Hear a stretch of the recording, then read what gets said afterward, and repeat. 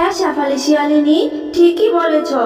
তোমার মেয়ে টিয়া এই গাছটার অনেক যত্ন করেছে, তাই আল্লাহ তোমাদের উপর রহম করেছে। এই গাছের লিচু কখনো শেষ হবে না। মা, ও মা, তুমি কোথায় যাচ্ছ? আমাকে নিয়ে যাও না মা। আমার যে ঘরের মধ্যে একা একা থাকতে একদমই ভালো লাগে না। আমি যাব তোমার সাথে। আমাকে নিয়ে যাও না মা। মা টিয়া, আমি একটু বাজারে যাচ্ছি। ঘরে যে রান্না করার মতো তেমন কোনো কিছুই নেই। তুই বাড়িতেই থাকিস কেমন? আমি যাব আর আসবো, আর আসার সময় তোর জন্য একটা চকলেট নিয়ে আসবো। আমাকে কিছু কিনে দিতে হবে না মা। আমি শুধু তোমার সাথেই যাব। ঘরে বসে থাকতে আমার আর ভালো লাগে না। তোমার সাথে গেলে আমার একটু ঘোরাও হয়ে যাবে। এমনিও তুমি আমাকে কোথাও ঘুরতেও নিয়ে যাও না। তোমার সাথে নিয়ে যাও না মা। ও মা, নিয়ে যাও না। মারে, বাহিরে তো অনেক রোদ পড়েছে। এই রোদের মধ্যে বাহিরে গিয়ে তুই কী করবি বল? তার চেয়ে ভালো তুই ঘরের মধ্যেই থাক মা। তাছাড়া আমার হাতেও তেমন বেশি টাকা নেই যে তুই দোকানে গিয়ে কিছু চেয়ে বসলে কিনে দিব। তারপর শেফালি শিয়ালিনী টিয়াকে নিয়ে বাজারে চলে যায়। শেফালি যখন বাজার করতে ব্যস্ত ছিল, টিয়া তখন পাশের দোকানের লিচুগুলোর দিকে ডেব ডেব করে তাকিয়েছিল আর মাকে বলে, মা, ও মা, দেখো না, বাঘ মামা ওইদিকে লিচু বিক্রি করছে। কত সুন্দর লাল লাল পাকা পাকা লিচু। কত সুন্দর সুগন্ধ বের হচ্ছে। মা, ও মা, আমার যে লিচুর সুগন্ধে খুব লিচু খেতে মন চাইছে। আমাকে লিচু কিনে দাও না মা। টিয়া, এজন্যই তোকে আমি বাজারে আনতে চাইনি। আমি জানতাম বাজারে আসলেই তুই এটা সেটা দেখে চেয়ে বসবি। আমার কাছে যে এত টাকা নেই রে মা, আর লিচুর তো অনেক দাম।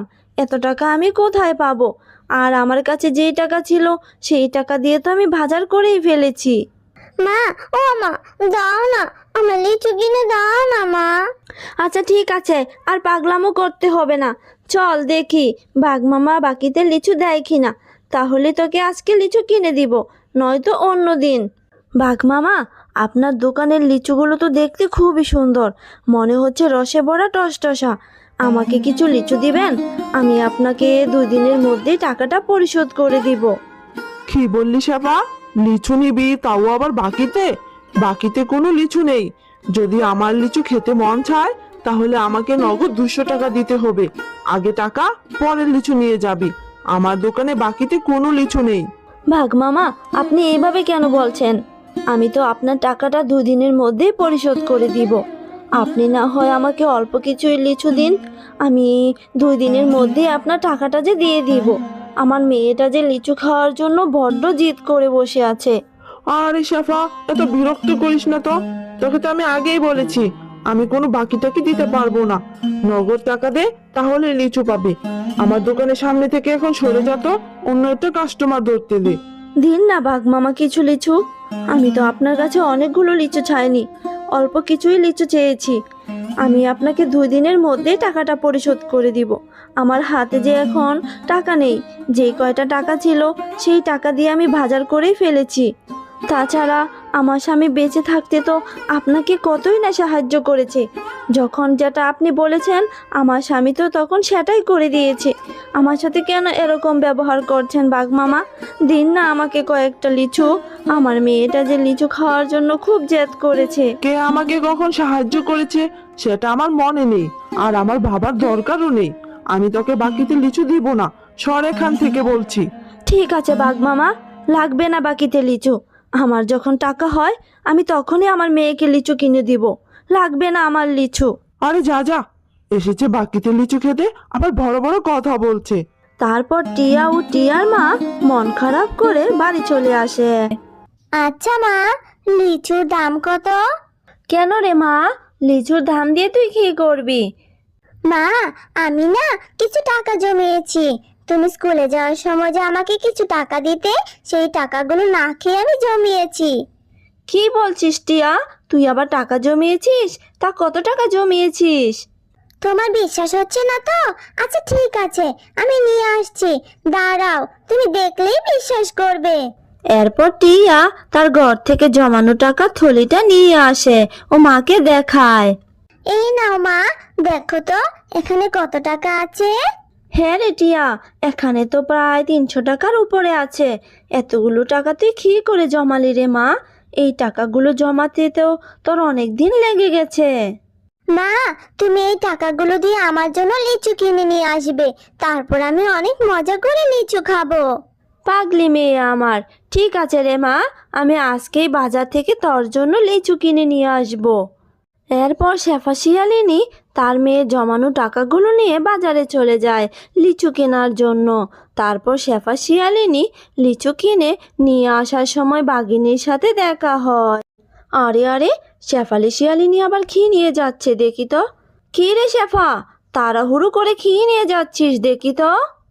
আরে বাঘিনী ভাবি যে, লিচু কিনে নিয়ে যাচ্ছি মেয়ের জন্য। আমার মেয়ে লিচু খাবে বলে অনেক বায়না ধরেছে, তাই বাজার থেকে লিচু কিনে নিয়ে যাচ্ছি। কয়দিন ধরে লিচু খাবো বলে মন চাচ্ছিল, এবার এই শেফাকে বোকা বানিয়ে ওর সব লিচুগুলো আমি হাতিয়ে নিব। আরে শেফা, যাচ্ছিস কোথায়? খেয়ে দিয়ে তো দিনকাল ভালোই কাটাচ্ছিস। তোর বৃদ্ধ মাটার কি খোঁজ খবর রাখিস?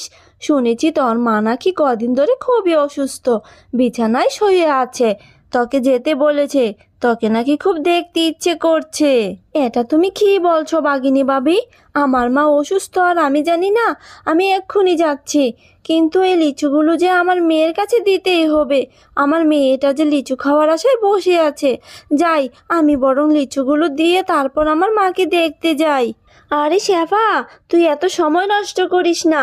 তুই লিচুগুলো নিয়ে একদম চিন্তা করিস না। এই লিচুগুলো তুই আমার বাড়িতে রেখে যা। আমি এক্ষুনি লিচুগুলো তোর মেয়ের কাছে পৌঁছে দিচ্ছি। তুই আগে তোর মাকে দেখতে যা, না হইলে তো তোর মাকে আর দেখতেই পাবি না। তুমি খুব ভালো গো বাঘিনী ভাবি। ঠিক আছে, আমি তাহলে লিচুগুলো তোমার কাছে রেখে যাচ্ছি। তুমি আমার মেয়েটাকে লিচুগুলো দিয়ে আসো, আর আমি আমার মাকে তাড়াতাড়ি দেখে আসি। এরপর শেফা শিয়ালিনী লিচুগুলো বাঘিনীর কাছে রেখে তার মাকে দেখতে চলে যায়। মা, তুমি কেমন আছো? তোমার শরীরটা ঠিক আছে তো? শুনলাম তুমি নাকি অসুস্থ, তাই তো আমি ছুটে চলে এলাম। হ্যাঁ রে মা, এসেছিস ভালোই করেছিস। তো আমার দিদিভাইকে সাথে করে নিয়ে এলি না কেন?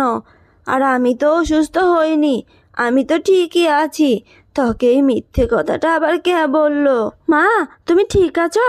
তাহলে বাঘিনী ভাবি আমাকে মিথ্যা কথা কেন বললো? মা, আমাকে এক্ষুনি বাড়ি যেতে হবে। ওইদিকে মেয়েটাকেও আমি একা রেখে এসেছি।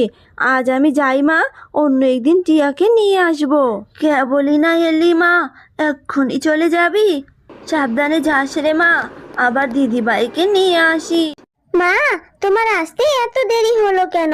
সেই না কখন তুমি টাকা নিয়ে গেলে লিচু কিনবে বলে, তুমি লিচু আনোনি মা? কেন রে টিয়া, তুই কি তাহলে লিচু খাসনি?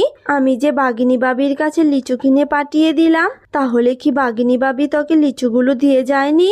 কই না তো, আমাকে তো কেউ লিচু দিয়ে যায়নি। আমি তো সেই কখন থেকে তোমার জন্য উঠোনে বসে আছি।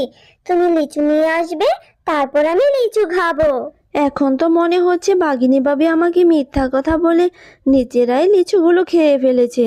থাক মা, তুই মন খারাপ করিস না, আমি আবার টাকা জমিয়ে তোকে লিচু কিনে দিব।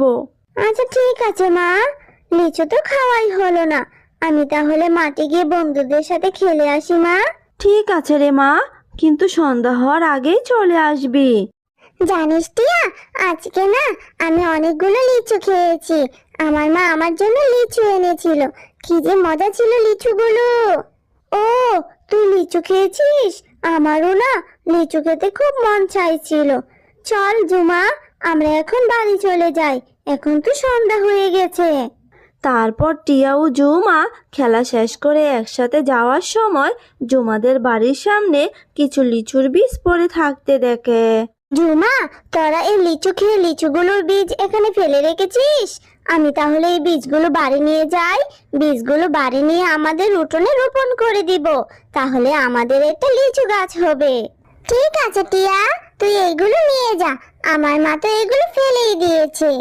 এরপর টিয়া ফেলে দেওয়া সেই বীজগুলো নিয়ে বাড়ির উঠোনে রোপণ করে দেয়। আরে টিয়া, তুই এইগুলো এখানে কি রোপণ করছিস? আর এই বীজগুলো তুই কোথায় পেলি? মা, আমি যখন জুমাদের বাড়ির সামনে দিয়ে আসছিলাম তখন তাদের বাড়ির সামনে এই বীজগুলো পড়ে থাকতে দেখি, আর সেই বীজগুলো আমি নিয়ে এসেছি। এখন এই বীজগুলো রোপণ করেছি মা। এই বীজ থেকে একটা গাছ হবে, তারপর অনেক লিচু ধরবে। আমি বুঝতে পেরেছি, আমার কেনা সেই লিচুগুলো খেয়ে বাঘিনী ভাবি বীজগুলো ফেলে রেখেছে, আর তুই সেই বীজগুলোই নিয়ে এসেছিস। কিছুদিন পর সেই বীজগুলো থেকে একটি লিচুর চারা হয়, আর টিয়া সেই চারার অনেক যত্ন নিতে থাকে। এইভাবেই কয়েক মাস কেটে যায়। কয়েক মাস পর সেই চারাটি অনেক বড় হয়ে যায়, আর তাতে অনেক লিচু ধরে। মা দেখো, আমাদের গাছে কত লিচু ধরেছে। এখন থেকে আমি প্রতিদিন লিচু খেতে পারবো, আর তুমি এই লিচুগুলো বিক্রিও করতে পারবে। বাজারে তো লিচুর অনেক দাম মা, তাই না মা? হ্যাঁ রে টিয়া, তাই তো দেখছি।